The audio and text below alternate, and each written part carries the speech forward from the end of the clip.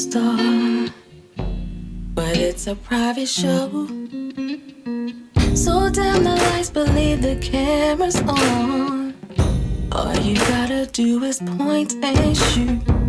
Lights, camera, action, time to get it on. Let's just start the show. 'Cause we're gonna make a movie, baby, right here in this bedroom. Scene one, that's when I walked through the door. Scene two, I was the nurse, she wore my picture. Scene three, next thing we took off our clothes and we've been bumping and crying like we just wanna know more. 'Cause I've been working hard all day. When I get home I wanna have it my way. I'm down for a little acting and make the bedroom my stay. And role play, like cops and robbers. I'm the love doctor. Role play. Tonight we're gonna role play, yeah. Boy, if you like, we can leave our clothes half on and do it to our favorite song. Or switch it up, get wild and turn it all off. 'Cause you know I like it rough. We can do it right by the dishes, on the counter in the kitchen, on the stairs in the living room, on the dining room table. My sex tastes so good that I have you cleaning the dishes. Whoa. That's when I walk through the door. Scene two, I was the nurse, she wore my picture. Scene three, next thing we took off our clothes and we've been bumping and crying like we just wanna know more. 'Cause I've been working hard all day. When I get home I wanna have it my way. I'm down for a little acting and make the bedroom my stay. And she's a dancer. She's a dancer. She's a dancer. She's a dancer. She's a dancer. Got me watching you. She's a dancer. Stuck on how she moves. She's a dancer. Got me hypnotized. She's a dancer. Gonna spend my money on my money tonight. Hey shorty, how you doing? See you every Friday. Yeah. Watching you move. Damn, you're so sexy. Yeah. No, it ain't real. It's all pure fantasy. Yes, I know the deal. It's all about the money. But I can't stop thinking about what we can do out of this club. Where it's just me and you. So say you're ready. Girl, give me that chance. Once I dive in, you'll be left in the shades. Got me watching you.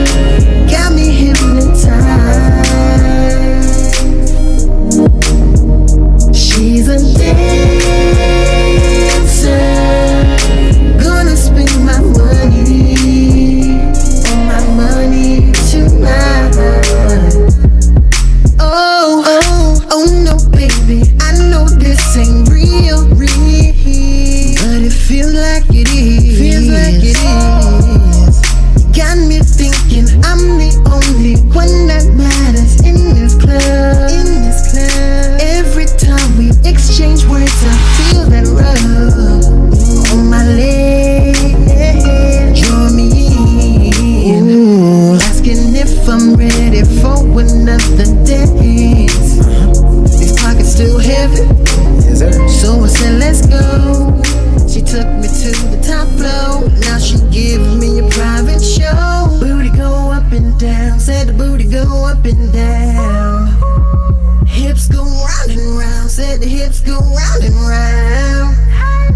Booty go up and down. Said the booty go up and down. Hips go round and round. Said the hips go round and round. She's a dancer. Got me watching you. Got me watching you. Got me watching you. She's a dancer. Stuck on how she moves. Got me stuck on how she moves. Got me stuck on how she moves. She's a dancer. Got me hypnotized.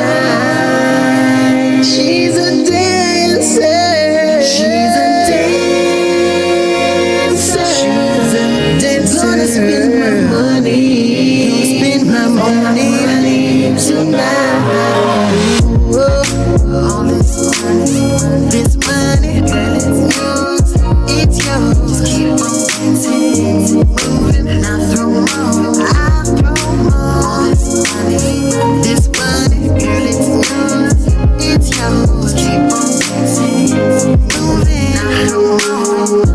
Yeah, all this money, girl, it's yours.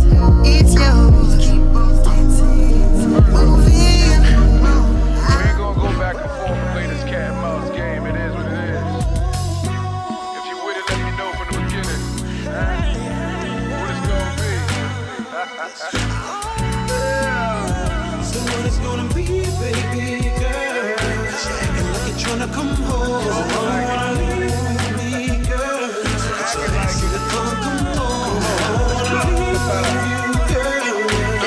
Not really tryna roll.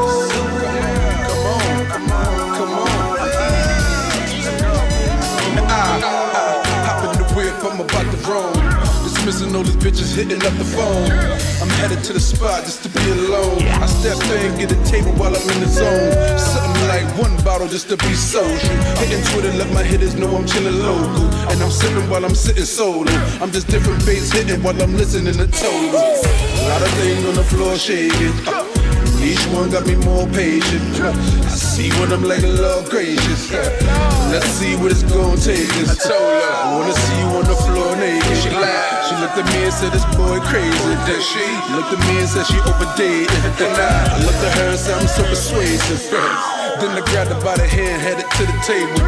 It's glasses after glasses, getting more acquainted. The liquor make these women show their true colors. Brown and brown equals black when it's undercovers. It could all start with a couple licks. And nigga in with you. And in between I be just blindfolded sex, you don't know who you fucking with. She said the party done, let's get out of here. I said the party starts when we out of here. By the end of the night we can both get right. I'm not here just to find me your wife, alright? So what it's gonna be? Baby girl, acting like you're tryna come home. Acting like it. So let's see the fun come home. Wanna leave with you, girl? I ain't tryna leave. Really tryna roll. You ain't tryna leave. Okay, let go. Look, now what you gonna do? Cause I already know what you wanna do. And I can tell that you can tell that I'm wanting you. And I ain't with the game, so I'm laying in front of you. So now it's your decision. Because your decision, it will lead to more decisions. And the more decisions we have is for more positions. Both our wrists handcuffed together, fucking co-defendants. I'm trying to get you alone, girl. And ain't nobody trying to fuck your buck-tooth home, girl. So leave her by herself right there where she's supposed to be. And bring your sexy ass more close to me. Let's have a toast to me. To this cause for a celebration. Let's say cheers to the crib with the betters waiting. Soon as we friend up, where you gon' end up in a room that's tremendous. In the mood getting bit up. Now tell me how that sound, cause I get around like Tupac if you not down. What you mean? If you ain't with it, gotta let me know. If you ain't with it, I ain't flipping, I'll let you go. So call me a loser. I don't get mad, I just call you an Uber. I dig on your cab, and if you want me to do ya, then getting relaxed, looking thick in the passenger seat when we pulling out.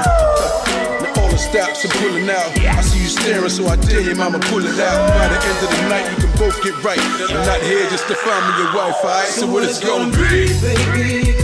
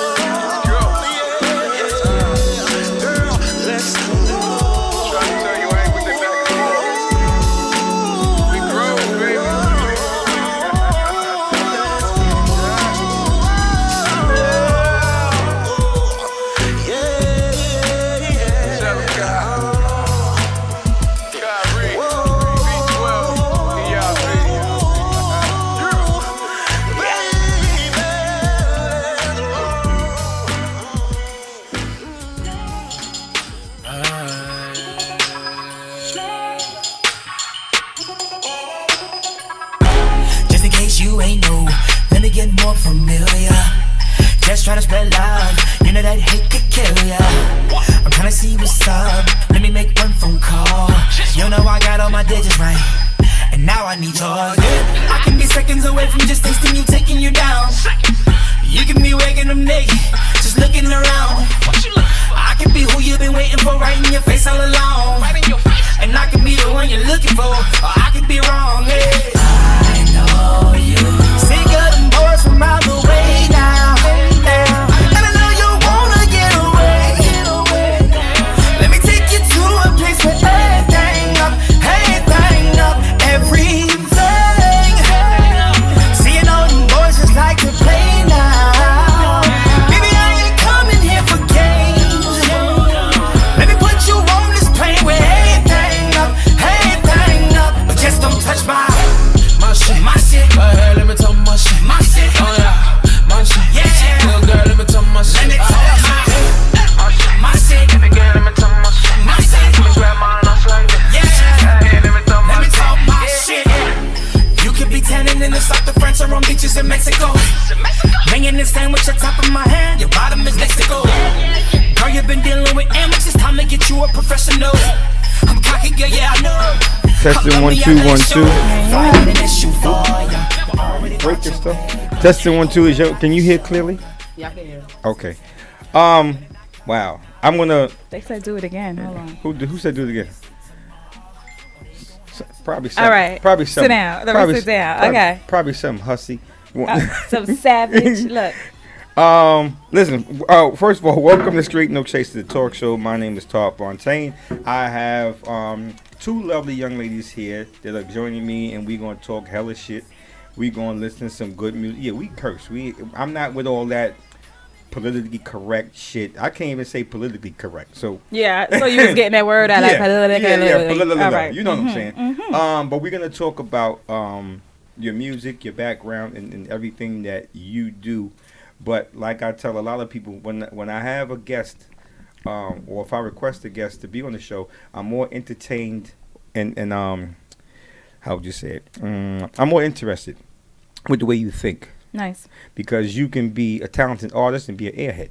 Nice. You can be a hell of a promoter, a socialite, but your morals is kind of, twisted. Kind of twisted. Mm-hmm. You could be known for doing bad business. You could, the way that you feel about things in general, right, can be way off, but you could be successful in another area. Right. And people just see that success, but it really doesn't say everything that is to be said concerning you. Right. So when I think about people in general, myself included, I think about how accountable we are and how responsible we are. Right. And like I said before you came, there's a difference between being accountable and being responsible.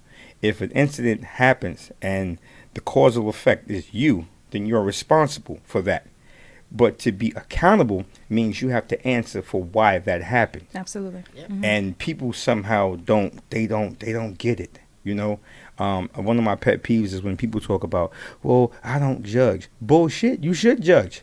Because to judge means to assess, to form an opinion based upon facts or observation. So you should judge. Mm-hmm. What a person really, really means, and it's ignorance that doesn't allow them to really understand that, is who am I to be critical? Mm. Who am I to break down? Or who am I to talk about you in a derogatory way, or in a very defamatory way, whereas I'm not giving you any positive feedback. Right. You feel me? So when the person said, well, who am I to judge? Okay, let somebody ring your motherfucking bell 3 a.m. talking about UPS. What? Fuck out of here. Since when UPS delivered at 3? You got to make a judgment call. Right. Or if you've ever been a supervisor or had a supervisor and you have a problem, they'll tell you, make a judgment call. Right. You feel me? Make an assessment of the situation and then act in the best way you see fit. So we should all judge. That's a pet peeve of mine when people be like, who am I to judge? It's bullshit. What it does is relieve people of any accountability from acting. Sometimes some things don't require an action. I think sometimes just because you have an opinion about something, just because you judge something doesn't mean you need to express that judgment and correct someone. Sometimes it's not even your place to do it. Well, okay, here's another thing, because my definition of a coward is someone that knows the right thing to do and does nothing. Okay. Right? You know what's right. Mm-hmm. And this is something that someone told me a long time ago. I was in a particular institution on an island with a bunch of buildings, and I'm not going to even. and There's that no judgment I was about to say. But no, you could be judgmental all you want to, just don't be critical. No, you could right, be judgmental. No. And we were fixing up, a particular area, and the picture was crooked.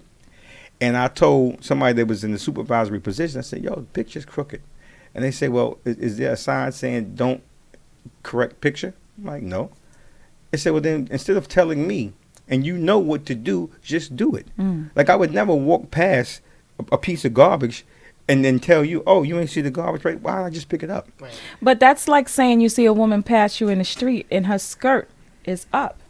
Do you necessarily fix it yourself, or do you tell the woman? I inform her. There's been times where I've seen women have menstrual accidents where she may not have been aware. Right. What I've done is tap another woman and say, "Excuse me, can you, to save her some embarrassment, can you tell that lady that, something may be going on? You tell her so to save her some embarrassment." But for me to just look and giggle and make fun or take my phone out and record it, that's some real coward shit. Absolutely. Because that's not really the right thing to do. Right. Now, we didn't even see how you got me talking already. Because I told you I could talk about everything. Let's do it. I came to talk today. Why it seemed like she just put the radio smooth voice just now, like, "I told you I could talk about everything." Listen. Like her name was Penelope. First of all, the name is Harmony. I'm just saying, you just put that voice, like you were talking like regular, but then all of a sudden she just got mad smooth. Anyway, I would like y'all to. You like that? I would like y'all to. Understand. I ain't All paying right. no more. You see how he just Harmony don't talk like that. Okay. I ain't say don't talk like that. He could just tell me. There's that judgment. Damn it. All right. Introduce you. Who you be? What's poppin', everybody? It is your girl Harmony. I am the Harlem Songbird. Straight out of Harlem. If y'all ain't understand what I said when I said the Harlem Songbird. I read your bio. Did you? Yeah, I read your bio. Of course I did. I appreciate you. I wanted to know. I wanted to actually see how you present yourself to everyone else. Just forget what you're telling me. Right.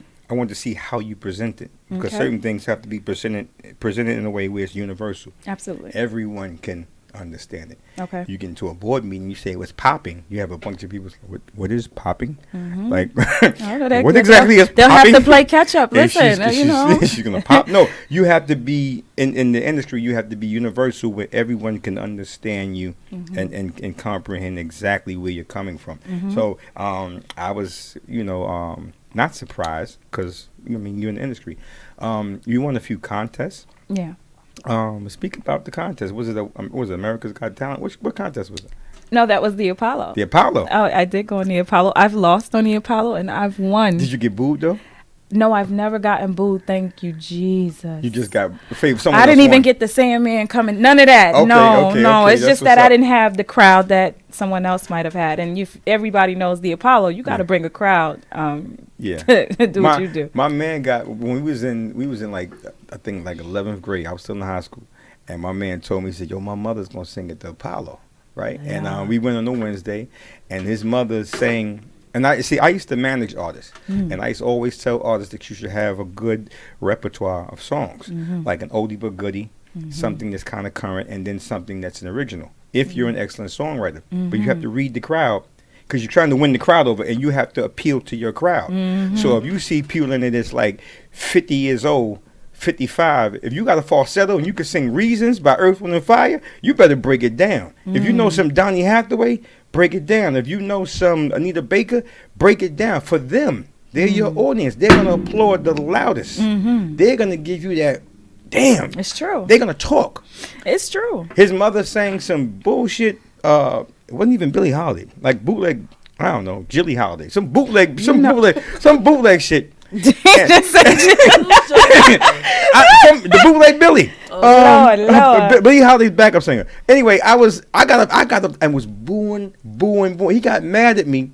Like he stopped. Like we You booed the mother too? Yeah. You don't come with your friend and boo the mother. Let me tell you something. I don't care. Listen. What kind of loyalty do you have? The loyalty is to the arts and the craft. And I've said many times, if you get up on stage and you sing a gospel song and you can't sing, I don't care who thinks I'm booing Jesus. because I'm going to complain. Hold on. Is this the judgment thing that you just spoke This is- about this a is few be- minutes this is ago being and cri- no, being this is- critical? Hell yeah. Oh, so you was critical to somebody's Hell mama. yeah. Hell yeah. That's your friend? You know why? I'm going to tell you why. Because, see, you could sing, so you could talk. How you Lord, talk, right? it's You could sing. Because here's the thing. There's so many people, so many young folks getting their ass up on stage because somebody said, oh, somebody signed him. Oh, they need to give her a contract. And that little kid or that young teen can't sing for shit. They're giving them false hope. Well, False hope. listen, we have quite a few artists, I will not name names, who aren't the best of singers, who had the dream, tried to hold the note and made it through. Listen, you understand? And So maybe they're entertainers. Maybe their strength is being entertaining. their strengths might have been their Right? appeal. But my Yeah. thing is, listen, if I see that you really, you ain't, listen, choose something else. Mm-hmm. You know, your talent may be strong, but it may lay somewhere else. Someone told me that. So instead of wasting your years in this particular area, be honest with them and say, listen, maybe this is not for you, and you need to go into acting. Right. You know, I was amazed to hear Childish Gambino sing versus rapping, because I'm like, yo, dude got a voice.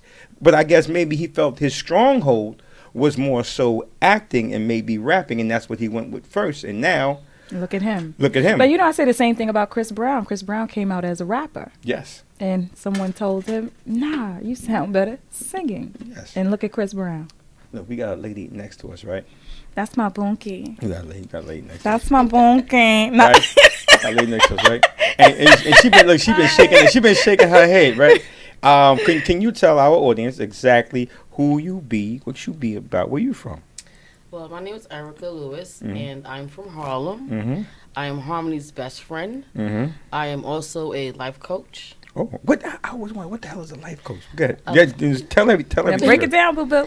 Well, a life coach is more of setting someone's goals. Mm-hmm. So if you don't know what you want to do in your life, Mm-hmm. Oh, you gotta I'm speak like- a little closer. I'm like Mrs. Fix It.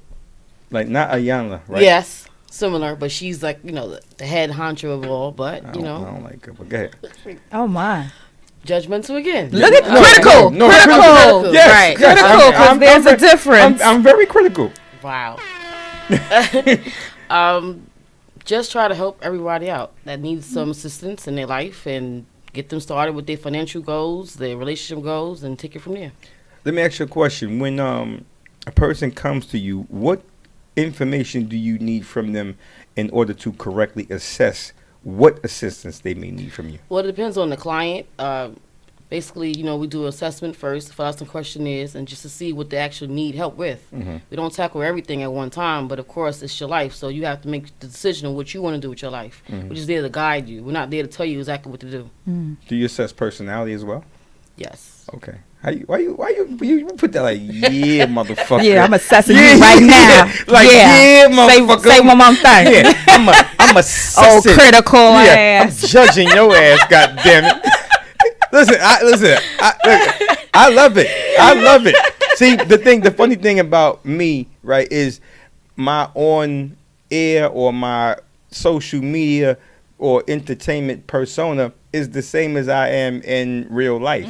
Whereas I'm not gonna act one way to appeal to this particular crowd, because I really don't have a target audience other than people that just like to hear honesty. Right. And even if I'm incorrect in my assertions, because I'm fallible, it's still the way I feel. And until I receive information that can clarify or change my mind, this is what the fuck I'm running with. You feel me? As opposed to just having groupthink, and because everybody else seems to be going along with that, I'm gonna run with that. Because I don't know what a life coach is. That's why I ask you. Very nice. Instead of making, an asinine assumption, oh, well, life coach, y'all do this, and you could look like, well, do you even know what the fuck a life coach is? And then I'd be like, well, no, not happened really. was, right. Yeah, what happened was. Because I heard it and they had told me and everything. See, we really don't go into the childhood part of it. We try to go with the present and the future. So we're not the psychologists. We're not the psychiatrists. That's not what we're doing. The whole Okay. idea is, if you want to say you want to own a business, we'll try to help you get to that step. What's in your experience, what's a major hindrance from people not being able to get started? Excuses, procrastination, And do they make it because is it a fear of failing? Is it complacency? It's fear, complacency. It's money. You can make excuses. It is the whole idea of I'm afraid. I can't do it. But always tell Harmony, because we're always working with each other.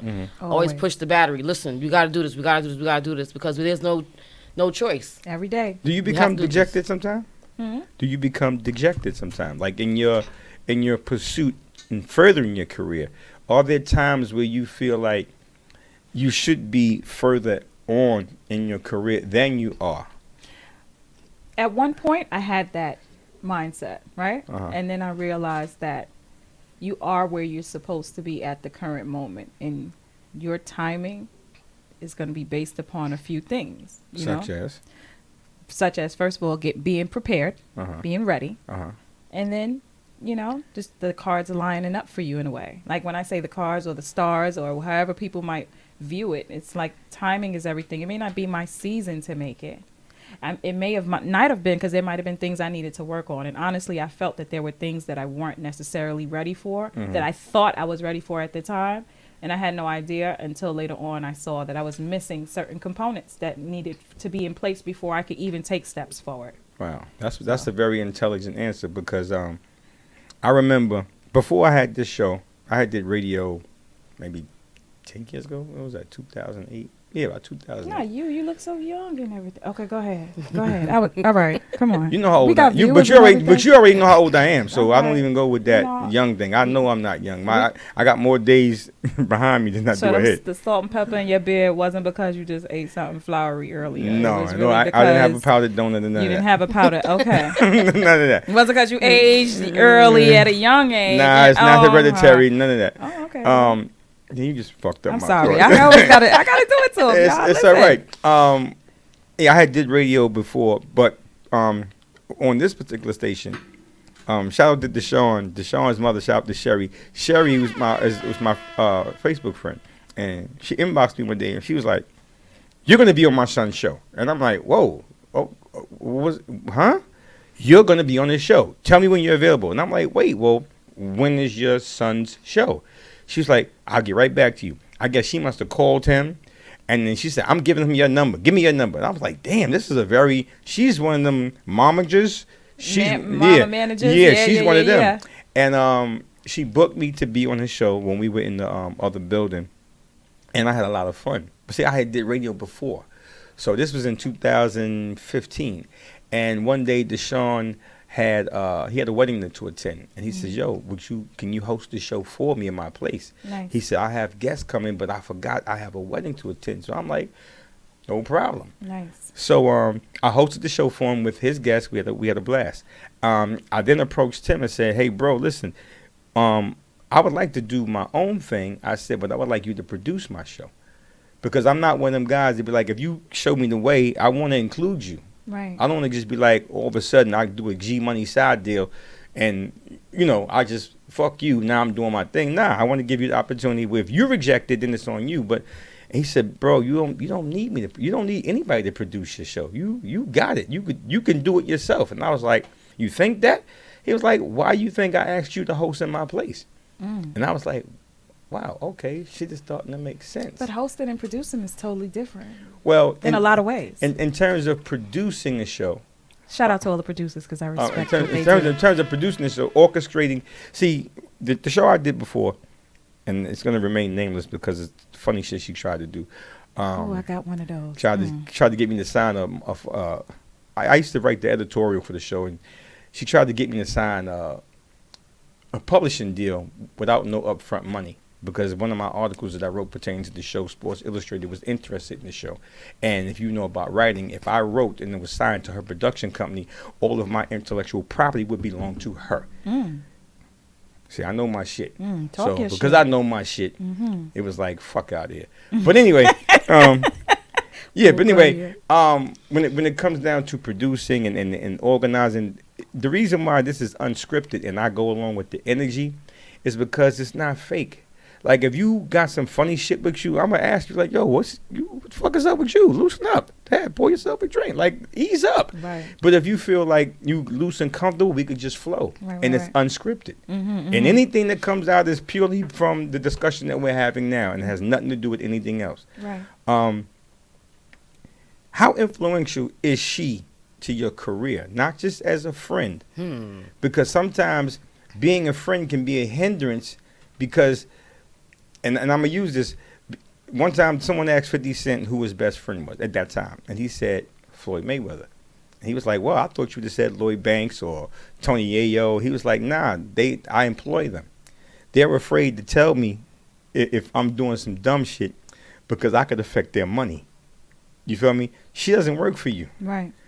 So she can tell you exactly what the fuck you really need to hear versus a manager that don't want you to get mad at them and be offended, and all of a sudden you want to go in a different direction.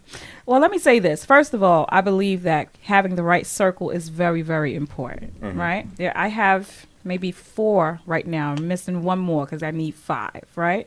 People who are influential, people who are either doing better than me or on the same level as me. Now, Erica Lewis, my best friend, I don't want to say my life coach because she's not, but she doesn't hold back from me. No. On days that I didn't even get up, go outside. I didn't practice. I didn't warm up. I didn't go run. I'm having second thoughts about wearing something or doing something or going to perform somewhere. It's her that's like, get your ass up and go do what you have to do. And if I'm sidetracked, maybe by relationship stuff, maybe by, a guy or something, she'll be like, you unfocused. She's the only friend besides my manager. She is the only friend that said, this is dope. When the next time you're in the studio, I'm going to give you some money. I want you to go record. So let me know if you need anything. Wow. The only. That's what's up. Of all my friends. Okay. Right? Quote unquote. So when it comes to her, there is no holding back. There is no sugarcoating. And if I need to cry, she probably let me cry it out and then tell me she's going to come punch me in the face for crying. And pull myself together and do what I have to do. So it's very important to keep the right Not people. Nonviolent, right? But look, how it? I don't want to say how hard is it because that's a leading question, assuming that it is hard to any degree. But is it hard to have someone that you love and care about, and you have to tell them something that may hurt their feelings? Because I don't like to be wrong. I can enjoy the benefits of being wrong because then I can find out what's right. Absolutely. But I'm a dude. I'm a legend in my own fucking mind. I think I got it all. I'm a motherfucking man. That's bullshit cliche shit. You feel me? Right. And when someone points out or highlights something that is not what I thought it was, it's self-inventory. I got to check myself like, oh shit. But how hard is that for you to do that to or with someone that you care about? She's not a client. She's a friend. Anything that you say can and will affect her in a negative or positive way, even if she never expresses it to you. Because some people get there. I'm a Virgo. I wear my feelings on my sleeve. Are you? Oh, okay. Let me tell you about Virgos, man. Man. I'm a Capricorn and everything. And Virgos, y'all my best friends. Y'all get... y'all drive me crazy and y'all just good people at the same time. I'm September 16th. My daughter's August 27th. Jeez Louise. And I'm a Gemini, so... Yeah. So which person are we talking to now? I'm just saying. Watch your mouth. I'm just saying. So disrespectful. Well, to answer that question, I think when you are a friend, a real friend, because a lot of people think they're friends, but they really are not. We should be able to talk about anything and then get up and handle our business. That's right. And there's times where we do. No times. We don't even have falling outs. We have it where the energy is so contagious with each other that we can just walk into a room, we can feel somebody's vibe, and we won't say nothing, and we just walk out. Or if I go somewhere and she doesn't go with me, then I know where I'm supposed to go. Then I'll stay home. That's how crazy our relationship is. I can't explain it to you to the point where it's like, wait a minute. She went by herself to the party, and she said, I should have stayed home because I had stayed home. Was it a vibe because you knew something about the party and chose not to attend? It's just the energy that we have with each other. Yeah. We don't have no conflict with each other. Do you have a partner? Do you have a partnership energy? And let me explain what I mean by that. Shout out to my cousin Torrance, right? I'm going somewhere. His name Torrance or Terrence? Torrance. Torrance. Cousin Torrance. He's probably listening now from CT. Hey, Torrance. If he's not working one of his 2 jobs. He's one of them dudes that will call me on my bullshit, and he just recently called me on my bullshit concerning some real fucked up shit that I did pertaining to my woman. And I told her to watch the show because I told her I was going to be open and honest, and I told her I was going to be on some really super apologetic shit in front of everybody. Because to a degree, if I just apologize, like if you catch me stealing, right, and I say to you, listen, homie, I swear I ain't going to steal no more. You know, I was going through some shit, whatever, and I just tell you, that means I just won't steal when you around. Cause don't let you catch me again. Yeah, because don't nobody else know I got caught. So as far as everybody else concerned, I'm the good, honest guy. You feel me? But I can't do it in front of you. But when I apologize in front of the public, in front of everybody, it keeps me in check. Where if anybody was to see me out of pocket in any kind of way, I'll look like a fraud. Because I'm publicly displaying and I'm telling you I did XYZ. It wasn't right. I told my cousin, and he told me flat out. He said, "Motherfucker, if she leave you, I don't fucking blame her." I was like, "Word?" He said, "Yo, you what the fuck?" And he let me have it, and I had to accept it. And this was the advice he gave me. He said, "Cuz, I love you." He said, but you just got to accept whatever the fuck she says, whatever the fuck if she call you, curse you out, whatever. He said, you might have to accept a stab wound. If you really care, you really love her, you'll accept it because this one here, you earned it. And I was like, damn. But y'all need to hear that sometimes.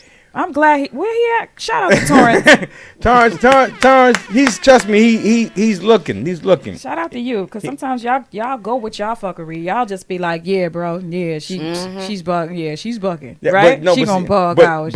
But when it was you. My dudes, and this is the point of the show, being accountable. I was gonna say, is that your accountability? Exactly. And back in the days when I was younger, we used to get taken to court by the older guys. That like I was 16, 17, the older guys is 22, 23. And if they saw us doing something that was out of pocket, it was this little park right next to my building in the project. Shout out to 40 Projects, South Jamaica houses. We had this little park right next to my building. And we go sit and they be like, yo, listen, man, we heard you doing some real dumb shit. Oh, that's court?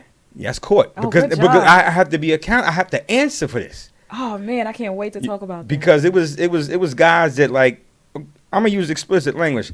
If you trying to fuck her, it's no reason for you to try to shit on his name. Oh, that's very common. You feel? But it's no reason. It's no it reason. A lot. It's no reason for you to try to shit on this dude's name. Listen, shout out to James Hanna, and he coined this phrase. He says, "Listen, fellas, do anything that you could do to get some pussy, except becoming one." And I said, "Whoa." He said this like 10 years ago in a stand-up, because he was a stand-up comedian. And I was like, whoa, I wonder if that shit resonates, really. He said, do anything you can do to get some pussy except become one. Meaning, do not talk about the next man. Do not defame the next man's character. Do not try to, shit on his name. And the same thing would go for a woman. I was going to say, women might do it too. Like, oh, you fuck with that bitch? She a hoe. She give it up to everybody. She might be doing X, does that happen? That does happen. But do you hold women that do that accountable? Are they brought to court? You know what? We don't necessarily bring each other to court. But what we will do is indirectly teach you something, right? So if someone is saying, oh, fuck that bitch, she might be doing X, Y, and Z, don't I wouldn't trust her, I might say something like, well, if I were in her shoes, or if I was in this position, I probably wouldn't have even said that. I probably would have did X, Y, and Z. It's a way to teach another woman to do something, because sometimes women are we're strong-minded, we're egotistical at times, and to try to teach one another, we don't necessarily take heed to one another as easily or as well as we should. So sometimes what we'll do is, if we think that somebody's going against us, now you probably never liked us, and it doesn't necessarily mean that. You're deflect. If do it. Is that a woman thing? Because I've heard so many people say that women, more so than men, have a hard time with being accountable. And it's always the blame game. Like, for instance, a woman catches her man with another chick, she goes after the chick. Let me tell you, I had this conversation, right? Hold. We just pause 1 minute. We want to get the caller on, and then we got a caller. Yeah. Look at God. Caller, you're live on the air. Station name and where you're calling from. Oh my God, I'm so excited. I'm calling from Pennsylvania, and my name is Vanessa. Vanessa! Hi, how are you? Vanessa? That's a Jackie's angel right there. Hi, okay. Vanessa. Yeah. How are you? Hey, girl, I almost forgot to call. we want to get Harmony's commentary out, and when she finishes her statement or whatever she's getting ready to say, if you feel free to add or comment, just jump right in. But continue what you were going to say. What I was about to say was, we've had situations where women might, oh goodness, I almost lost my train of thought. Tell me what we were saying again. Accountability and talking about women shitting on other women, talking, bullshit about other women, and women holding each other accountable for the things that they may do. And sometimes it's hard to check a woman, because if you check her, all of a sudden you hating. Yeah. All of a sudden you got a problem with me, and so on and so forth. They deflect. We do deflect on one another, but we have people who are our friends who might be like, well, bitch, you need to stop doing X, Y, and Z if you want that man to take you serious. So you need to stop sleeping around in order for people to see you in a different light. When I do that, they call me, "Oh, you're so critical," and I will tell women any and every day, because But how do you say it? Blunt and raw. A man is not going to take you any more serious than you take your pussy. But you gotta understand too, like which is you just hit that on the nose, honey. But listen, because why should he? People are very sensitive. People are very sensitive on how you might say something versus what you're saying. Most times they're not even listening to what you're saying. They're listening to how you say it. So you can say the same message several times, and they'll take it differently each time based upon the language you use or the tone you use. So if you're blunt, my delivery. But so if you're delivering that message kind of, I'm saying it that way to allow specific women to understand that this is how men think. This is what we'll say to ourselves. Right? I've said to women, I said that I was in I don't want to say a town hall meeting, but I was at a public forum, and I asked the lady, because Father's Day, Mother's Day, everything is coming up, and I asked the ladies, I said, how many ladies out there were single mothers, that you raised the child absolutely by yourself without any male assistance, and they raised their hand, a bunch of them, and I said, how many of you were celibate during that time? Without any male assistance? But I said without any male assistance. I heard that word. Without any male assistance. Because there's a difference. Because that's specific to my point. Right. And when I said, how many of you were celibate? And they was like, I was getting me some.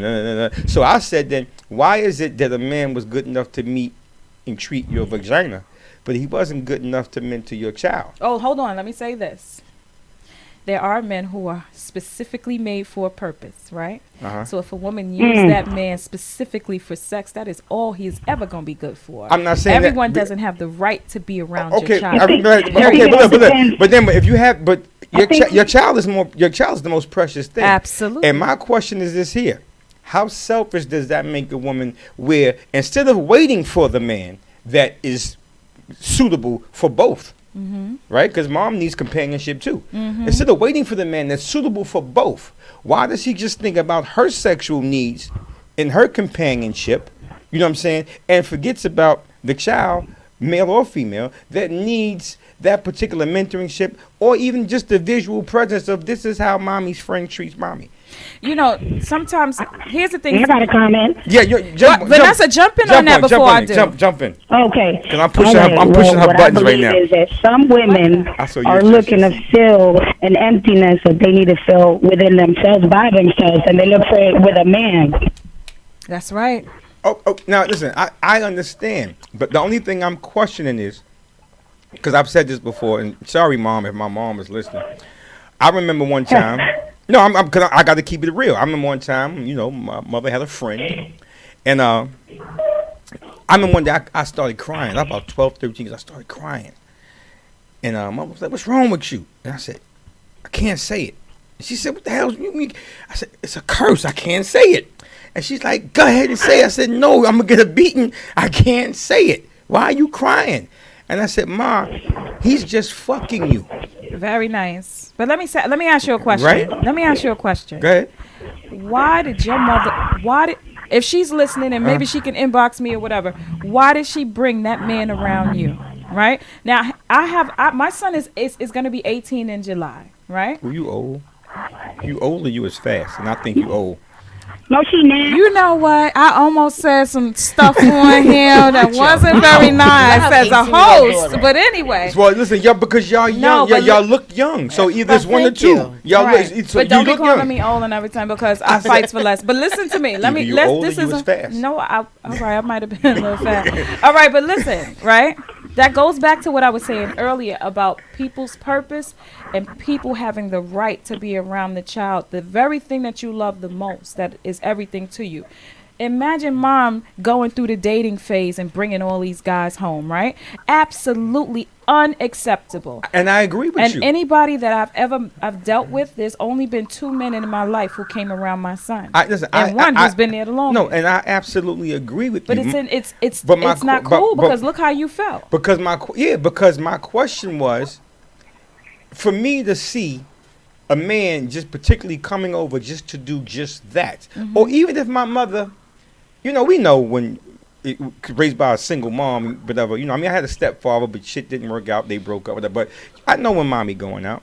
Cause you smell different. You smell like Gina Tay right now. Right. Mommy putting on fucking Charlie. She's doing right now. She's doing her hair. She's doing her hair a little different. I smell like that right now. She's slicking down her edges. She's doing something different, right? That allows me to know that you are appealing to someone other than homegirl upstairs that y'all go out and hang out with, whatever. You appealing to a man. You dressing different. We're aware of this. Okay. And my only question, right, and it has to be, it's all about being accountable. And I had a conversation with my daughter, yesterday. And my daughter's 20, she'll be 27. Oh, you old. Oh. Tell it again, honey. Say it out loud, because I don't think he heard you because he said that about me, and I just don't appreciate it. But I had a conversation with her, and I told her, I said that if, in fact, that something was to have happened to her mother, and I had custody of her, I couldn't have dealt with a woman that I didn't see fit to be in her life and to help her into Lord womanhood. knows how long that would take, honey. And if you're not even being realistic, first of all, you're not going to sit there all night and beat your meat. I promise you won't. You're going to want to go out there and get some vagina, and they not all going to be suitable to meet that baby. Listen, if I have the moral obligation to take care of my daughter, where a woman, and I'm the type of guy that I don't just like to just smash chicks. Right. If I don't like you, if there's not an interest in you outside of sex, I like to have fun, laugh, joke, talk shit. If you're not that well-rounded chick, I may talk my shit and I may say certain things. And where you gonna get it at? Where am I get what? Yeah, but it's about maturity, though. It is about maturity. You're mature. Yeah, I'm speaking from a standpoint of I felt the same way when I was 26 years old. I waited and chose a woman that I thought would be a good, decent mother, that if shit didn't work out in the future, right, that it wouldn't be no real problem. All right, so you were, if this was the case, you were looking for someone, a companion to join, to add to the addition to you and your family, you and your daughter, right? Exactly. A lot of women, and I'm not going to speak for every woman, but a lot of women are not just bringing any man around their child, and you shouldn't, and we shouldn't. But your question in the beginning was based upon why would you even be doing all of that when you have to consider the child? No, my question now is why your hand keep going in front of the camera blocking it. Look. I don't know. But I guess I talk with my hands. But my thing is that at the end of the day, we have to understand people are meant for certain purposes, right? You'll know when the right person, because first of all, the interview process to determine if someone is eligible to be around your child takes time. Well, how long does it take the same amount of time to determine if they're going to be around your vagina? Nope. Because I can look at you and say if I'm going to do it tonight or tomorrow. That's what just happens. Can you look at the person and tell if he's a candidate or if it's going to happen? No. First of all, I mean, I don't get told no much, so maybe we got to have a different conversation. I'm saying when you're a woman. I mean, exactly my point. I mean, dick ain't it ain't hard to find. I'm pretty much sure you ain't never had to take a dude out, pay for the dinner, and cross your fingers on the way home saying, I hope he don't front on the dick. Nah. I'm pretty much sure that's never happened to neither one of y'all. I've never had that problem. Exactly. So the dynamic is different. But I'm always going to give you my perspective versus yours because you are different. You're a man. I'm a woman at the end of the day. Yeah, but I believe what you said, why is it that a man could give it up to, a woman that could give it up to a man and then not feel that he's good enough for her child. Yes, and the because fact of the matter is, when you going through life and you trying to provide for your child, every now and then you need a little, you know what I'm saying? You know what I'm saying? That's what I'm saying, Vanessa. No, listen, and I'm okay with that, right? But here's the thing: every now and then doesn't apply to the child. All the time, full time, a child needs a strong male figure, no matter who it is. Who's to say there's not a strong? See, I said what I said was, remember I said void of a strong male figure. No. What I was going to say, who's to say? In my initial, and I remember that statement, but I'm also saying is, who's to say there isn't a strong male presence in the child's life besides the companion? Then that doesn't apply to them. I was specific in targeting my question towards specific women, and I asked a series of questions, like beforehand, like, did you do this? Did you do that? Did you do that? Because then now my question becomes, when a person says, well, my mother, a guy says, well, my mother raised me and my brother all by herself, and we turned out fine. My question is, like, did you?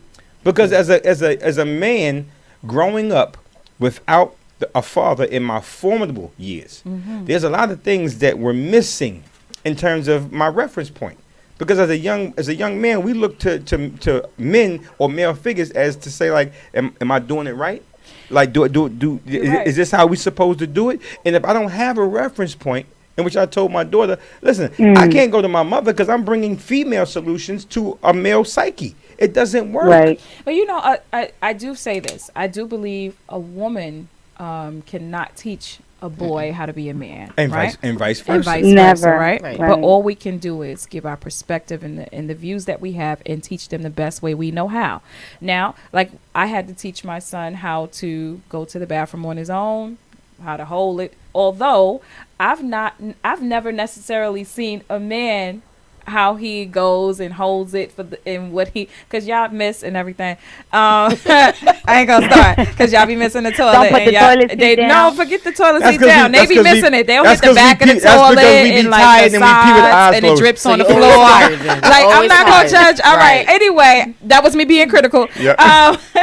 But a woman can't necessarily teach the way a man would teach, right? And even though we might have had men in our lives that assisted us in raising the child, as far as giving them certain views and lessons that they needed to learn, it still doesn't negate the fact that primarily a woman might have raised that child single-handedly. Like, and my question they're is, not in the house every day. They're not with us. My question is, okay, for any woman that says, well, I raised my son by myself, my thing is, did you have to?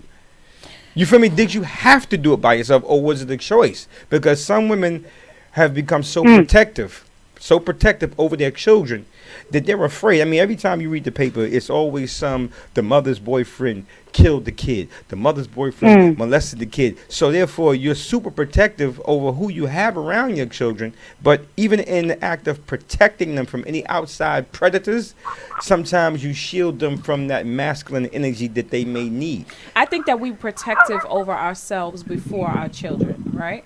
So before anyone ever gets to meet our child, they meet us, right? And they just might not be a good candidate. They didn't make it past the interview process, and because we're so guarded in different ways, and I'm not going to say it's always right? Okay. That's what I was looking for. You know why? I'm going to elaborate with that. You know why? Because that's being accountable. Absolutely, it's not always right. Sometimes necessary for whatever we might have gone through in order for us to heal properly, in order for us to understand ourselves, to be better with someone else. So yes, we won't necessarily could we easily have just said, hey, we slept together, we go together, so can we go together now so you could be a father to my child? Like, to me, a lot of people don't even want that responsibility, and if they do want that responsibility, it does take time to bring that man into that household and to adapt now to what you and the environment you and the child have. So it's a lot of factors that come in between those things that we're not necessarily discussing right now, but there's a lot of factors, and it's hard to just say that. Feel free. All right, my question is, what can we say for the men who do have the father figure in the home, and are missing everything. Are missing the mark completely. Completely. Like, they could be they could be shitty dads, but that's why I prefaced it with positive, strong male figure, because you have shitty fathers. You feel me? I had a conversation. But do you think it's detrimental? Yes, for a child? It's toxic. It's toxic. Hell yeah. To have a shitty father is toxic because we want to emulate. But it also goes with mothers as well, because there are a lot of women who are not doing what they're supposed to do as a mother. You could have a good father at home. Ooh, that's Erica. But you know what happens though? Women get a pass. Women get a pass because we don't get a pass. You could say fuck my father, yada yada yada, and from a societal standpoint, people will be like, well, he wasn't there, he's a deadbeat, yada yada yada. But they are deadbeat mothers as well. But you know what's unfortunate? They don't realize the outstanding effects they have on the child later on. Yep. Right? So now this child is coming into society all kinds of fucked up. You understand? And people want society to fix their child. And unfortunately, it takes the child, now the adult, going to jail and having to get reformed in different ways, which is very unfortunate. I just, I don't think that women who are fucked up mothers get a pass. They don't get a pass ever in my book. Right? Well, maybe not from you. And that's all I can give is my perspective. But I want to speak to our resident life coach. Talk your shit. Right? How do you recognize toxicity, right, from even a male or female standpoint? How do you see it? Is this what's the sign? Because we all from the most part, or for the most part, suffer from some kind of dysfunction, some type of dysmorphia, and some type of PTSD. But coming from where we come from, we've seen and heard some things that our minds process it in such a way that it shuts down in certain areas in order to protect the areas that are healthy. So from you being a life coach, when you interview or when you in the presence of someone, when you sit next to someone, what you see, what you could tell? Well, first, right, not to bring up the topic, but there's a lot of people who I meet, and just by their behavior alone, I can tell if they've either been molested. Their behavior is so powerful. It's like they sheltered, they're reserved, they always look withdrawn. And then I always ask that question, like, did you have anything happen to you in your past life? They say, yeah. And it's kind of sad to say, because that trickles over to the child. Think about it that way, because a lot of children are what? They can't go outside. They protected so much where they can't really be free because the parents are so afraid that child will actually, that happen to the child as well. So it's all about behavior first. Like, I always look at people, like, I just met you, and you just a free-spirited person. You could care less about what anybody says. You don't care, but you also have a good heart. You're not selfish. Not at all. So it's a transference of energy, too. Right. Yeah. So it depends on who you're around, but as far as parents is concerned, I'm also a single mom, and she didn't have a father with her in her life. Gang. Even to right. Even to this day, she's like, "Mommy, I don't want to speak to him." She went to college and everything. I did everything on my own. My own car, took her took her to her school, brought her back to school. Did she have positive male influences? You got brothers, uncles? I have brothers, but they're not really in her life because they live far. Okay. So I'm the everything. I'm the mother, I'm the father, and I try I was hoping you wasn't gonna say it, but you're not. Well, I'm the everything where she knows that if she has nobody else, it's going to be me. Yeah, you're super mom. I'm super mom. So she knows that when it comes down to when she needs some assistance, it's going to be me. She can't rely on her dad. Now, as far as her finding strong male figures, she doesn't really have that. And it's kind of funny how there are not too many men out there who really want to be around kids and mentor them in a way where we're in a relationship. They want to come and go as they please and just do them. Okay, I have to ask this question because shout out to my cousin Torrance again, because my cousin Torrance is, and I call him cousin Torrance. He's a gentleman that is still in the life of 4 young women that are the daughters of his ex. Very nice. He gave them because they were together for 10 years. They separated 2 years ago, or maybe 3 years ago. He still keeps in contact. He gives them incentive. The oldest daughter he said, listen, you have a child, dude that you dealing with, yada, yada, ain't, whatever, but that's your situation. But you need a car to get back and forth. So I'm going to go to the auction, get you a little $5,000 car so you can get back and forth. This is not he has no biological children. He's Superman. But this is what he does. Shout out to him. And he said that when he came into their mother's life, he assumed that position, right? Because the mother was a package deal. But it depends on the upbringing of the male. Now, if you look what type of man you just described. I cannot say I've come across many of those men. It's hard. Besides my daddy. But you haven't met me and my. It's my first time I meet you. You haven't met me and my family. I understand. I'm saying every dude in my family is like that. That's your family, right? And today I'm meeting you. But what I'm saying is, my family large. I believe you. And you got one of my cousins as a Facebook. Like, I got 5,000 friends. I don't even. Okay, but anyway, you got one of my cousins, and he a good dude. Okay, but what I'm saying is, I'll tell you who he is. Give him my number. Give him Vanessa. Shoot your shot, Vanessa.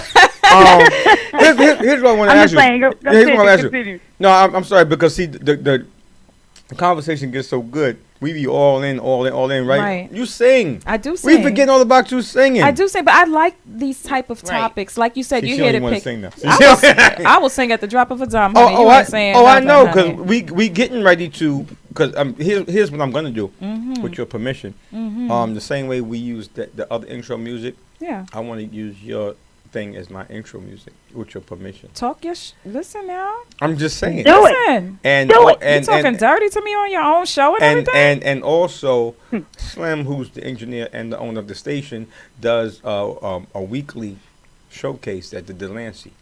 So I've never heard of the Delancey. Well, you just heard of it. I feel like I have. Wait a minute. Okay, let me not say that. So you have to see the things I'm telling you now.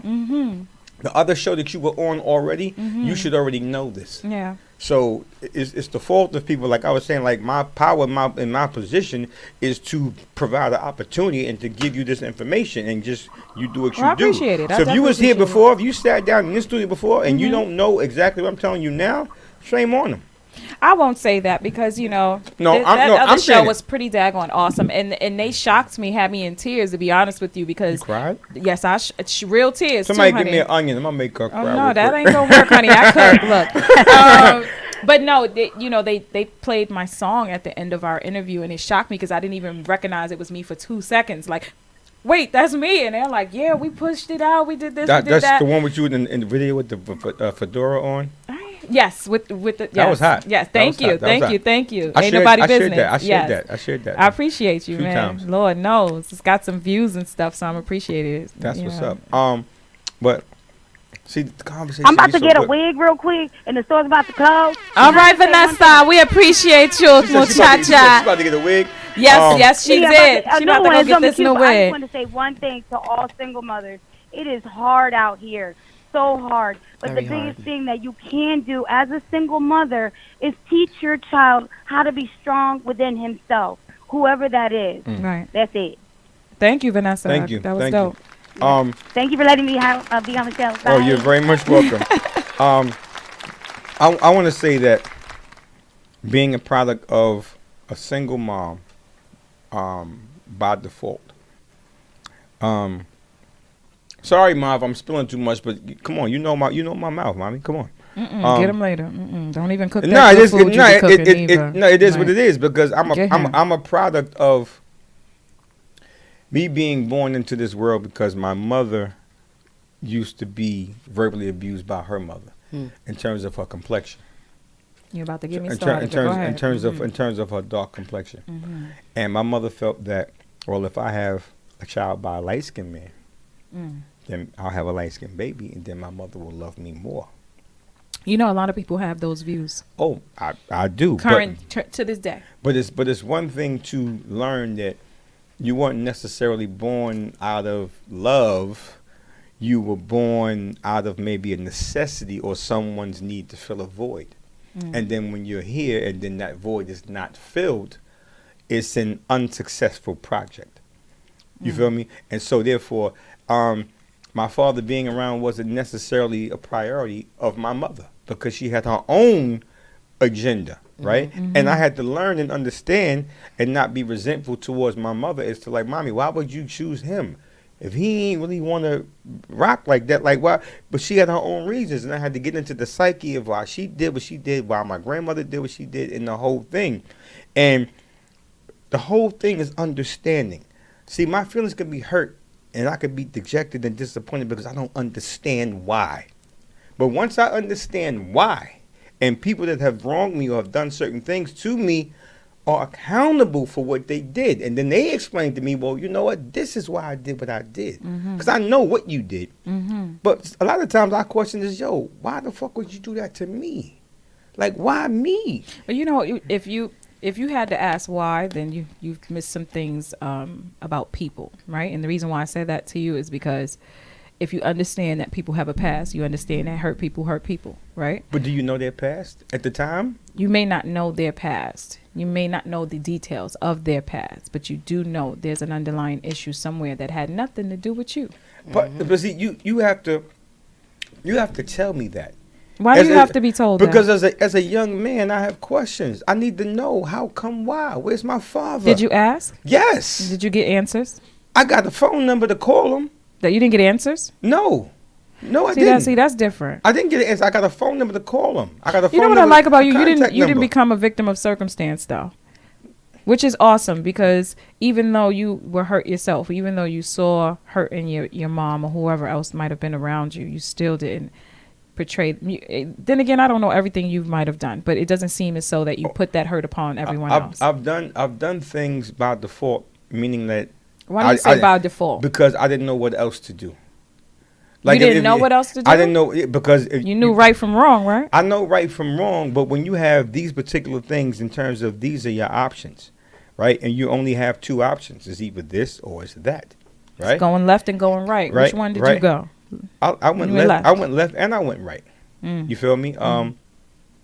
A lot of my friends now are retired correctional officers, police officers, doctors, lawyers. Shout out to my dude Anthony Johnson, who owns 2 successful pediatric dentistries in Maryland. Nice. That was my little league buddy, but when he was going off to medical school, I was on my second bid upstate New York. So I can't blame anyone. I'm accountable for how my life turned out. I'm very happy now. Because knowledge makes me happy. Nice. The thought of knowing makes me equal as far as I'm concerned, or maybe exceeding some folks. The openness, the freedom to think beyond the compartmentalization that they want you to subscribe to. I feel good about myself. Period. Okay. But it was a long journey, and I may have failed some people because I didn't know what else to do. Right.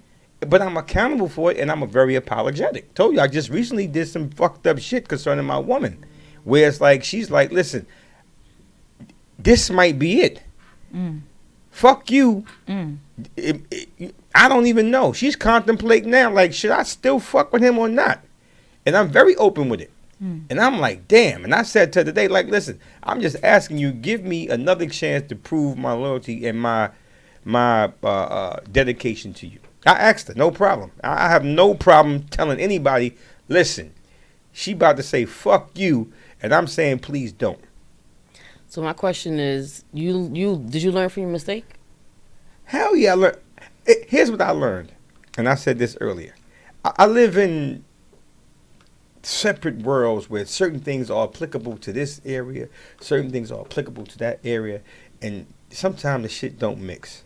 It's like, if I don't smoke weed, but if I smoke weed all day, every day in my homie's house, because that's what he allows, and then I come to your house and I go to blaze up, and you're like, yo, what the fuck are you doing? It's because I'm so used to doing it over here, and it's accepted, and nobody is, lambasting you or trying to ridicule you for doing it. But if I go over here, you don't agree with it. But I'm so used to doing it, it is hard to not do it until you are superbly offended and say, fuck out my house. Now I'm saying, but no. You're like, no. You're not allowed here no more. Now I'm begging you to come back because, damn, I didn't know it was that serious for you, because it's not that serious over there. It's really, really not. So a lot of times, for me, being accountable is accepting where I was dead ass wrong, and I was extremely at fault. I don't want any excuses. I don't want to be excused. Here's the reason why. Give me my punishment, whatever it may be, and I'll just have to handle it. However, it's not the punishment I want because I don't have any malice in my heart. I don't do things purposely to hurt people. That's not my agenda. If I know that you are sensitive, listen, I've told women in the past, I'm not the guy for you. You a good chick. I'm out in the street making money. I'm in 3-4 different states. I'm not the guy for you. I'm not the guy for you because I don't want to hurt you. But if you already in the street, and I know dudes just running up in you like, here, whatever, let's get this bread. Like, because you with the shits. Mm-hmm. Right. But if you not with the shits, I don't want to corrupt you. Right, right. Nah, I can't do that. Because my heart won't allow me to make you somebody that should not already. And if I can see that you can be, don't want to say saved, but spared, nah, I'm not the guy. You need a different type of guy, man. He's going to love you in a different way. And there are not too many men that think like that. There are a lot of men who think like that. But I've come across them. But we just don't accept that shit. I'm just like, okay. No, we don't accept that. Like, there's a lot of women who feel like, nah, they want to change your point of view. You might have said, I'm not the guy for you, girl. I'm still living in these streets. I'm out here I don't want no girlfriend. And they be out here like, but I could change your mind. But see, all that it's real. It was what it I is. know. Okay, look. Here's my thing, and I've said this a long time ago. My friends in the street right now are like 70 years old, 75. I'll be 53 in September. Okay. I've never looked my age. I was always able to blend in between younger folks, and I fuck with the older folks. I'm gonna do this shot pool in the after hour spot, shoot craps in the after hour spot, and then go to work. Full-time job. Work. I worked 16 years as the foreman on my job. Like, I had a regular everyday job and was in these streets. And so I thought that I saw more and I knew more about the psyche of people than the average person. Right. So if I say to a woman, listen, don't let the young face fool you. Don't let none of this shit fool you.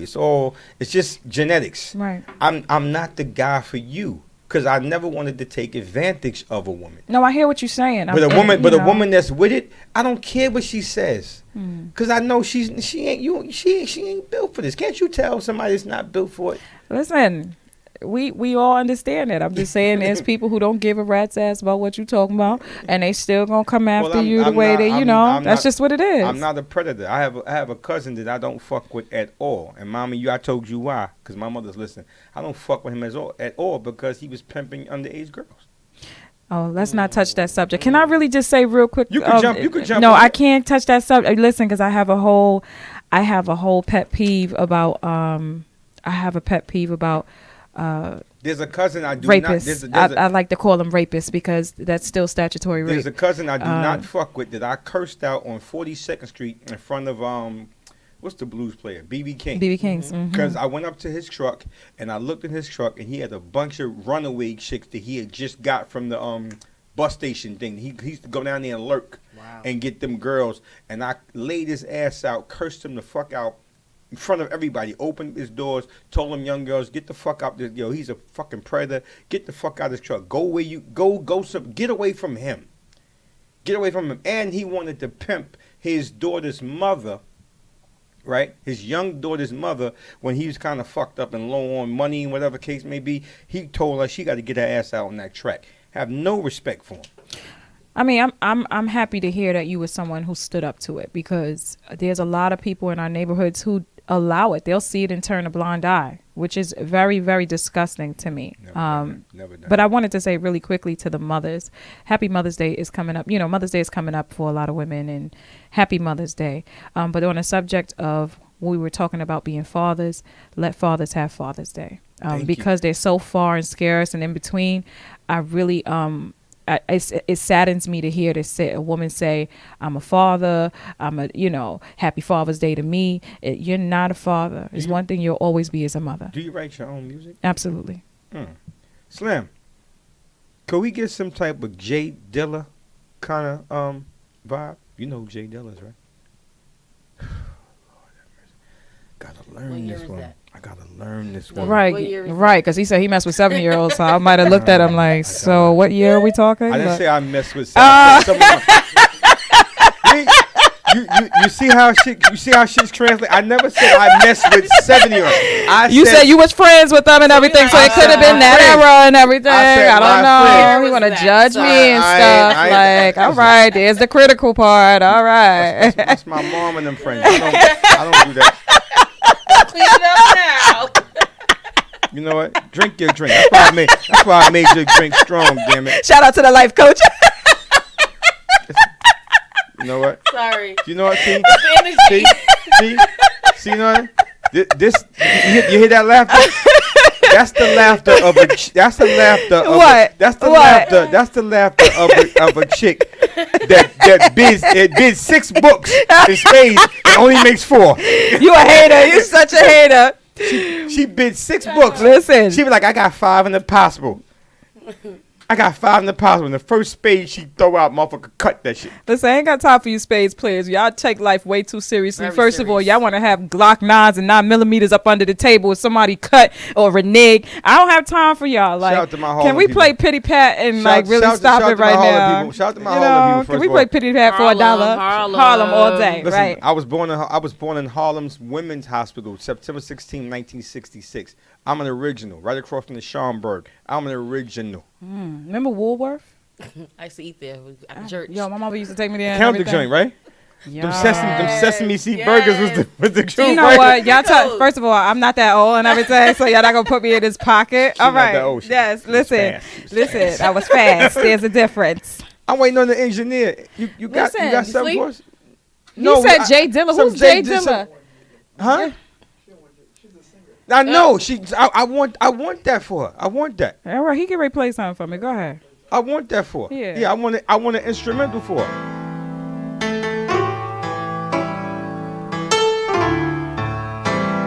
Cause you said you write your own shit. All right, what about it?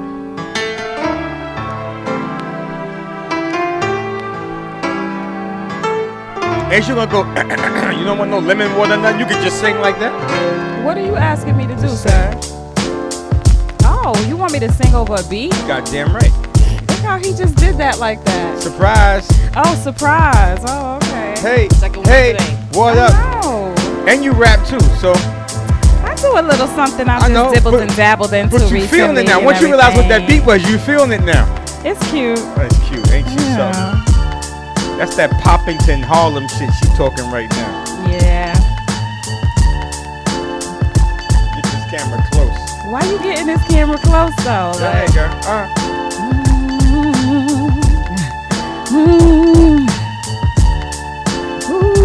Ooh, yeah. If I can go back in time and tell it all over again, I would change a few things, do some different things. Who knows, I might have stayed and did the same old fucking mistakes I made. And I probably wouldn't sing. I probably cook you a meal and do all the things you like to do.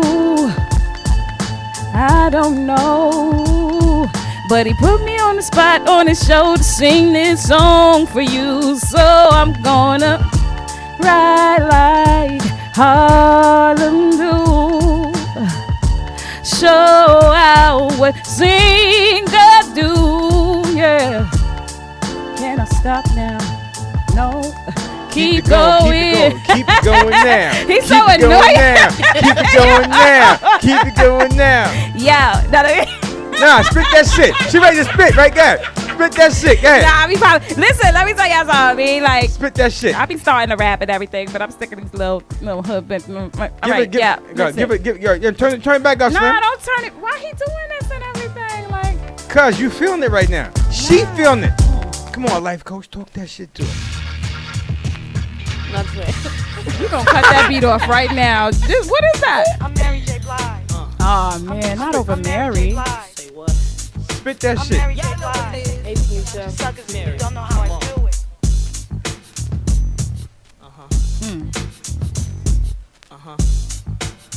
This is called versatility.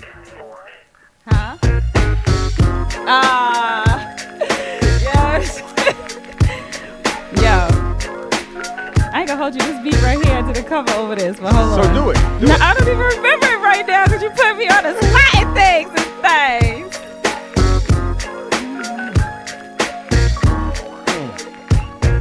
Yeah. When I was young, I had these. Yeah.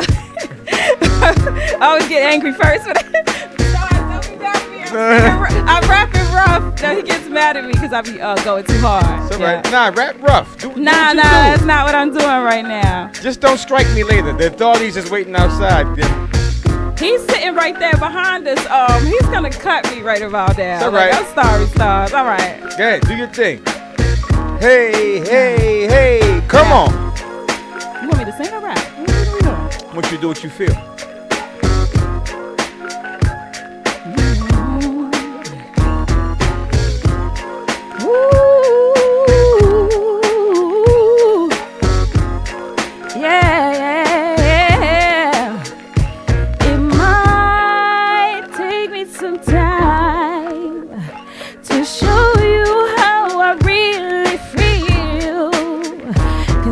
Got it, it's true.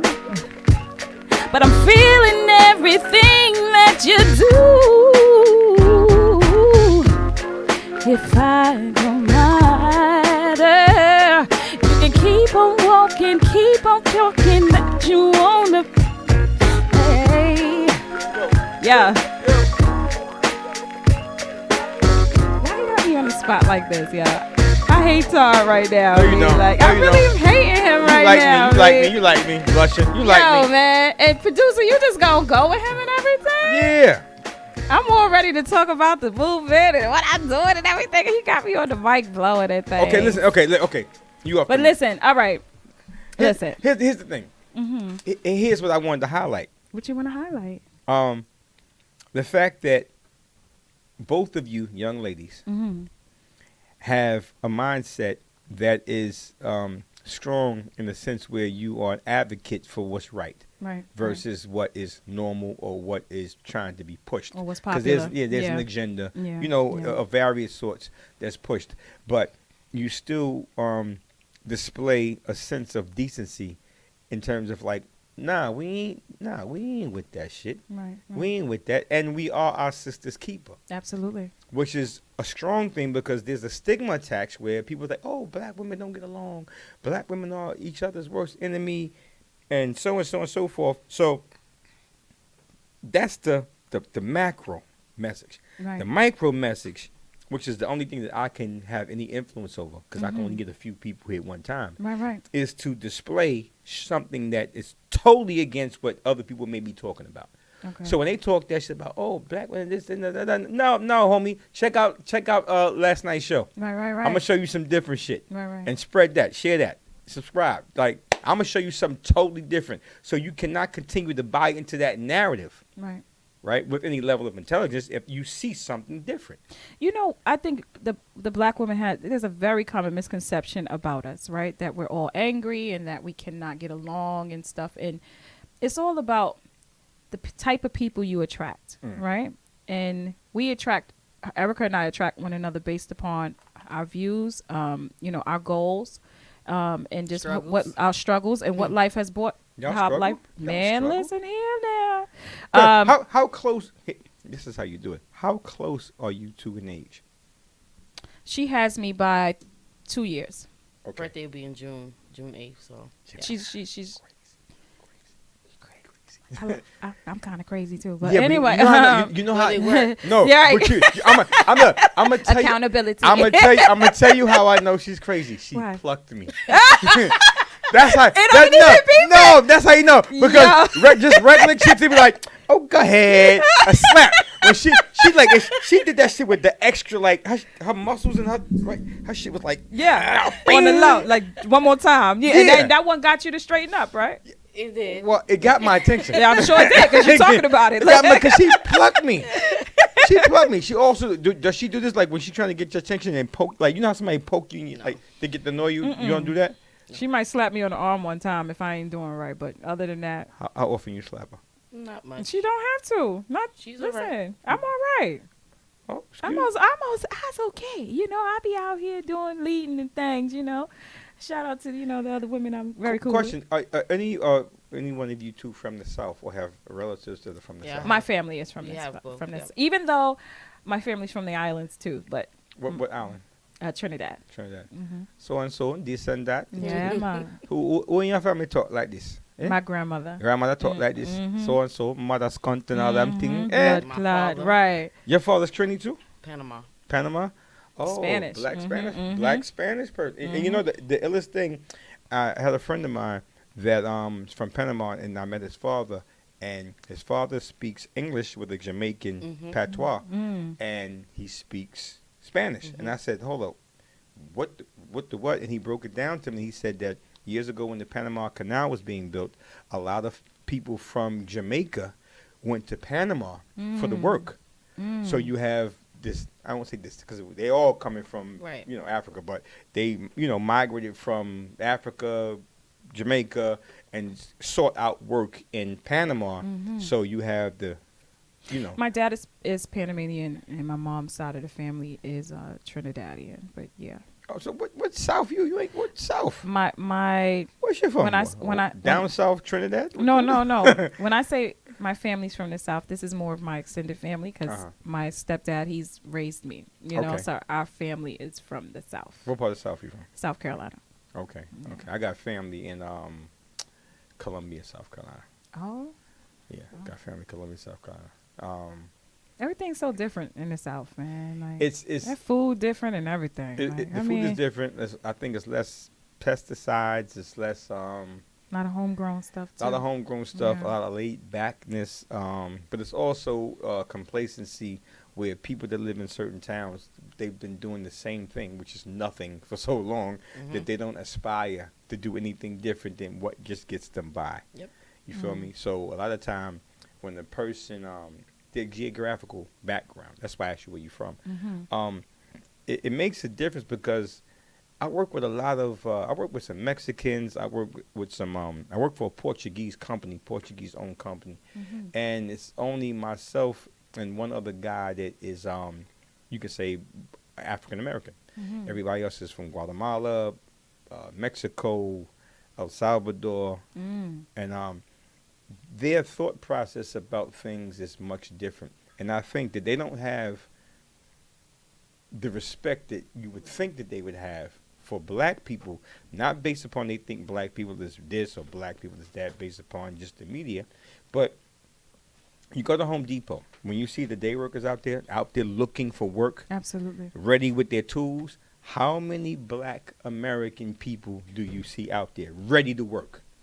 You always see a bunch of people that are foreigners. Right. So if you see it as just a person going in to, you know, get some whatever, paint or whatever case may be, whatever you want to get, they look at it and like, the black people don't want to work.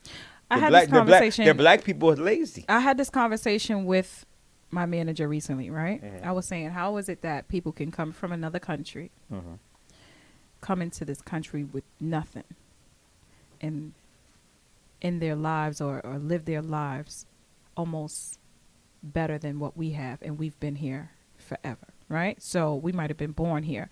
And you got people that come here that come, get their degrees, open up businesses, a chain of businesses for their family, then bring their family over, versus us who've been here, who don't have some of us don't have a pot to piss in or a window or throw it out. And if we do, or we are established, we hold on to that information and we only keep it within a very tight circle instead of bringing our people along. You know, I just find it very shocking for me because I'm like, why don't we support each other better? Like, I went into a Jewish community and saw only Jews, right? And that their businesses, the bus drivers was Jewish, the store owners were Jewish, the delivery people were Jewish, the ambulance was Jewish, and I was like, well, how come we don't, you know? Same with Koreatown. Same with Chinatown, right? With Chinatown. Absolutely. So I was wondering to Same myself, with Indian neighborhoods. absolutely. I'm talking about the red dot. Oh, Sorry if I offended people, but you know what I'm talking about, the red dot Indians. Yeah. So it just makes me wonder, what aren't we doing, right? And what patterns of behavior do we need to change? I'm going to touch on it. And it might be controversial, but fuck it. For the most part, culturally, black people in America have been taught to pray for change. Pray. You know, wish, hope and pray that everything just magically changes. It's all bullshit. Other ethnic backgrounds have been taught to pray and be thankful for what they have. See, it's the difference between praying that, the Sky Daddy gives me something, or praying and being thankful for them having what they worked for. So it's a big difference. Absolutely. Bingo. Is life past just praying and speaking? You have to put things into play. You have to put things in.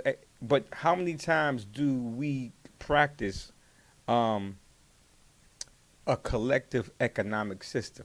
And are we taught that? I was getting ready to say, our education is different, right? Economical education in terms of how to survive. Yes, as well as our education, our school systems. What is being taught, maybe in a different area, isn't taught in certain communities, right? When I came up, we learned checks and balances. We didn't learn about credit. Those are things that we needed to learn. Did you learn algebra?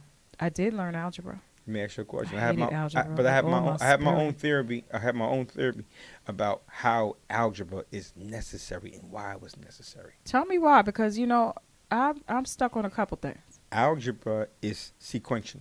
Okay. Where you have to do this, do this, do this, and do that before you arrive at your answer. Okay. Life, right, is sequential. Right.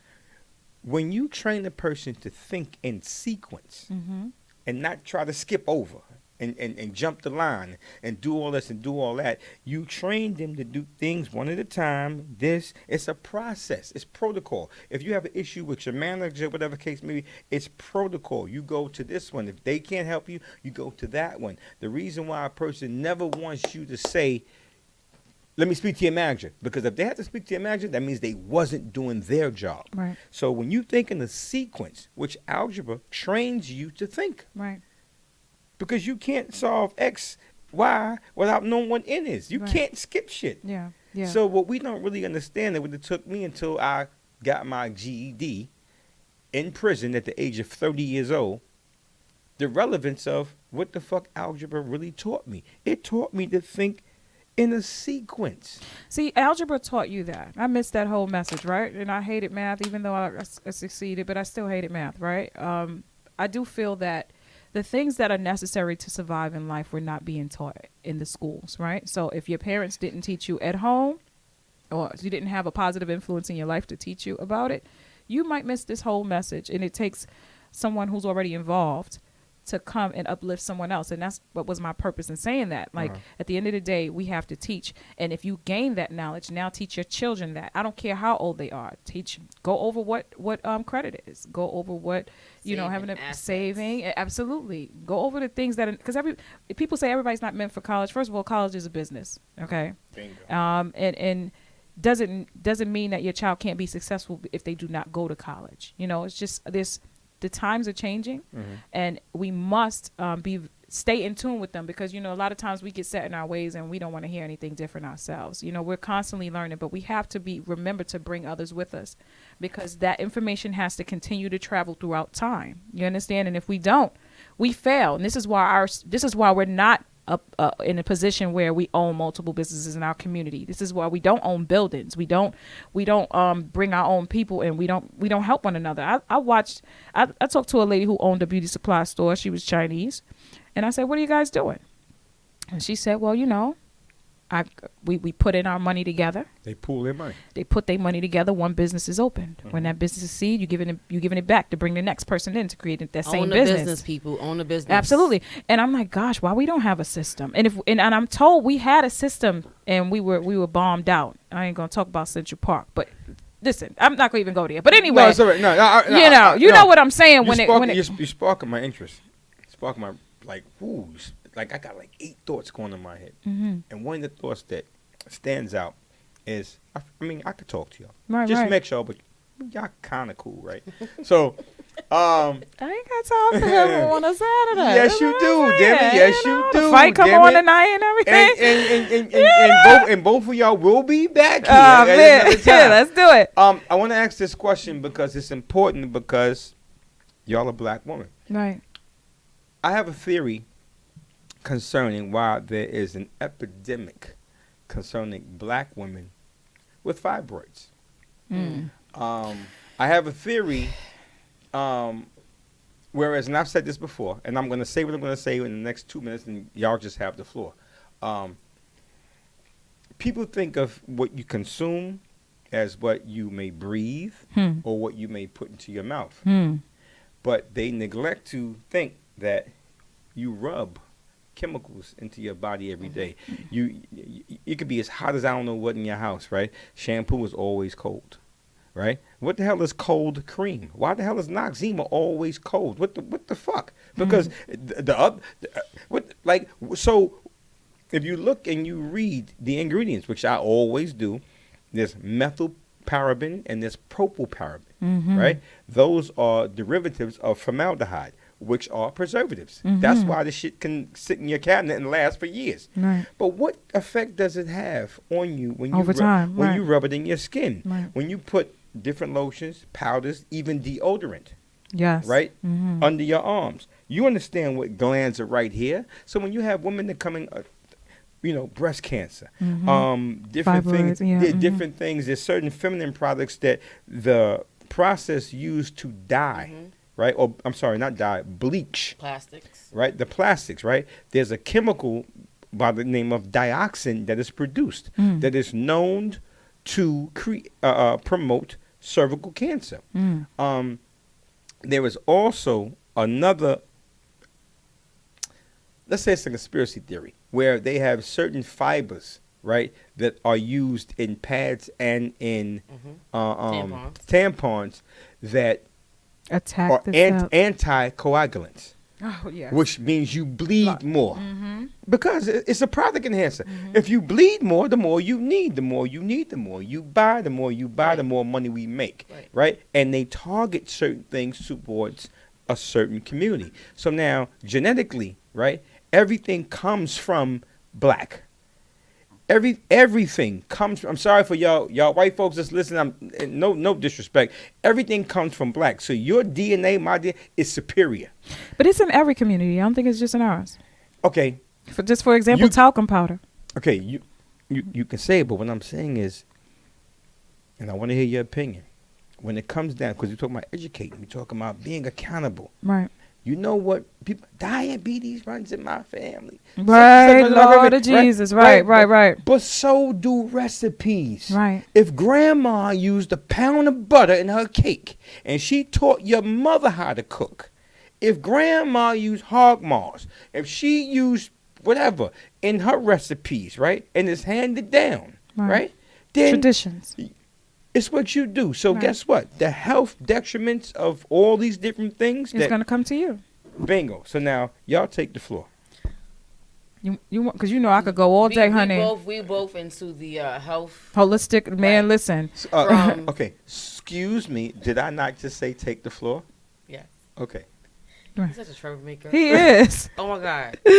Anyway, so, we've been researching a lot of information as far as like taking care of ourselves, because as you know, as you get over 30 years old, you're not getting younger.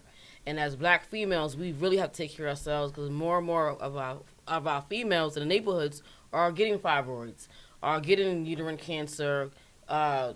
This new stuff, BV. Right. Bacteria vaginosis that make your vagina smell like sanitation, even though you took a million showers. What is that? I don't know about that. Oh, you don't want no parts of this, honey. It's a bacteria that I don't have a vagina, so I'm pretty much I'm not. No, I'm just saying, like, when I say you don't want no parts of this, being Like, that the man that comes across it when the woman opens her legs, or even is just go to sit down and her air is retarded. That's sexually transmitted. They say it's sexually transmitted. Or is pH related? They say it's pH related. Okay. And I think they don't really have an answer on what it is, So right? it's speculation. It's a lot of speculation, but I'm very concerned on how we can protect ourselves in a lot of ways, because it's everywhere around us. Now, and everything that we do. Key point. We're in the age of information. Right. When people complain about, this such and such, how much are they accountable? Because come on, a lot of our, I don't want to say we're waking up, but we're coming to a realization of what's happening, right? And we're trying to counteract those things. Like, for example, I'm very much aware of what's the chemicals that are in the air versus the chemicals that are in the things that we use, that we drink, that we eat, that we put onto our bodies, right? So in turn, holistically, I counteract certain things by taking certain natural elements to help heal myself, because before I was made aware of this stuff, I had myself going through a lot of different things. I got very sick. I had surgeries, near death with a couple of situations because of the things I consumed. And, and I had to learn that, okay, now I can't do this. Like right now, I'm the pescatarian vegan, right? So I live a lifestyle where I watch the things that I'm eating. I don't eat anything dairy. So no cheese, no milk, no eggs, none of that stuff, because of the effects of it, the long-term effects. Are you aware of Monsanto? Who can say it again? Monsanto. Say it again. Spell it and then put it in a sentence. No, I'm just playing. All right, come on. I ain't got time for you. I wasn't. Monsanto is a how would you they are a conglomerate where they control most. They have patents on seeds where the fertilizer is built into the seed. Right, so and you just went totally deeper in that rabbit hole. So when you eat vegetables, right, that were produced from Monsanto seeds, right, it's organically modified seeds, but the pesticide is in the seed because Monsanto is the demon. See, I like that you enlightening the viewers like that. That's dope. And guess who was a lawyer for Monsanto at one point? Don't say who passed away. No. Clarence Thomas. Oh no, I didn't know that. Clarence Thomas, who was now Supreme Court judge, was a lawyer, house lawyer for Monsanto. So when now certain things are proposed towards the Supreme Court, right? There's a conflict of interest because the guy that's in charge of making the decision on if we can do X, Y, Z concerning agriculture used to work for the people that are petitioning to do X, Y, Z. Like I said, and this is why it saddens me, because the rabbit hole goes very deep. You understand? It's hard to get away from it. Like I developed allergies that I had never had in my life. I can't breathe outside at a certain time. My eyes are bad at a certain time. Based upon what's being sprayed in the air. We can really go really deep into that type of stuff, and I don't like to because a lot of people end up dead.